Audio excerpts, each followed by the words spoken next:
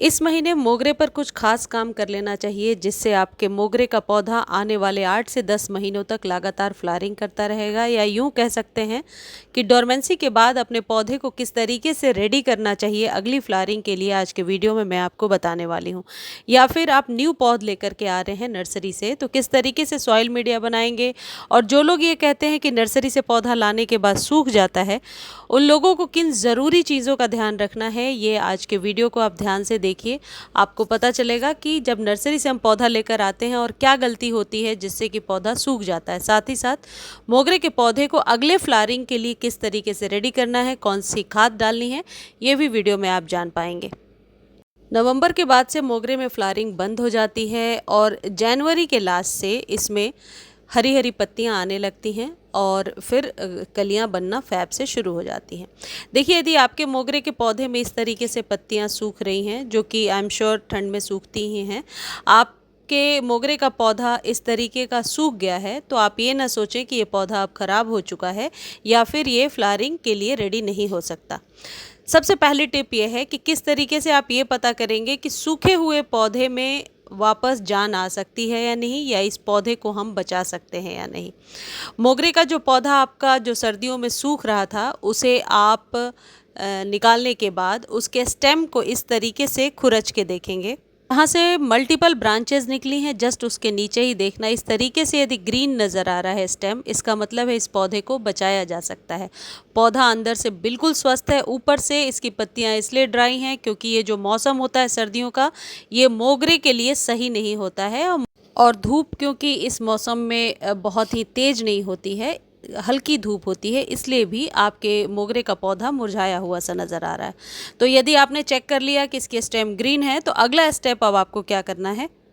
यदि आपका पौधा इस तरीके से रूट बाउंड हो गया है, तो आप अभी इसे बहुत आसानी से चेंज कर सकते हैं। इस मिट्टी को आप निकाल करके इस तरीके से जड़ों को खोल दीजिए और एक नई सॉइल मीडिया बना करके उसी गमले में आप इसे लगा सकते हैं। ध्यान रहे कि जड़ें जब इस तरीके से भरी हों, यानी कि आपको लगता है कि चारों तरफ से जड़ें लिपट गई हैं इस तरीके से, तभी आप गमले को जो है रीपॉट कीजिए।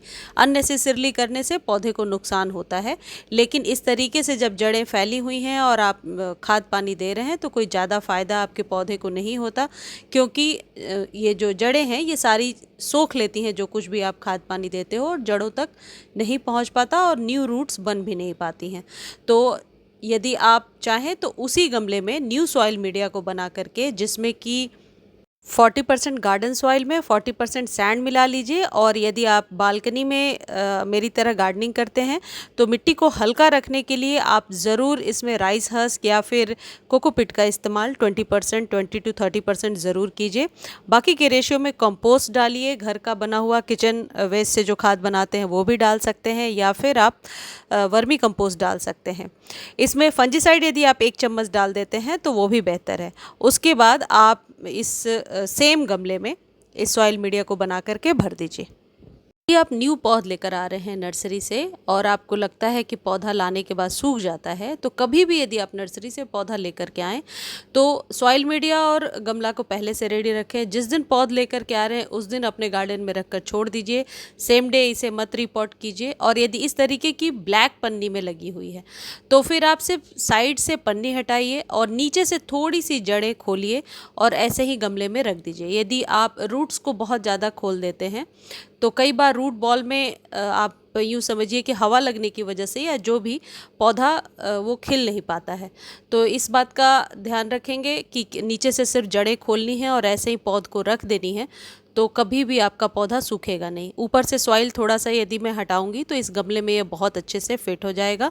और फिर जो सॉइल मीडिया है वो साइड से इसमें भर दीजिए।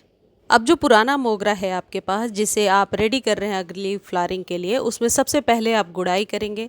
यदि आपने डीप कटिंग नहीं किया था ठंड शुरू होने के पहले, तो अभी आप हल्की कटिंग कर सकते हैं, अपने पौधे में कटिंग करके शेप दे सकते हैं। और उसके बाद आपको क्या करना है, गुड़ाई करने के बाद 1 दिन तक धूप में छोड़ देना है और फिर इसमें भर के 2 मुट्ठी नीम खली आपको डालना है। नीम खली डालने के बाद ध्यान रहे कि पानी नहीं डालना है। इसे आप धूप में रख दीजिए। यदि आपके यहाँ सनलाइट सनलाइट है प्रॉपर सनलाइट में रखिए और 2 दिनों के बाद इसमें पानी डालिए।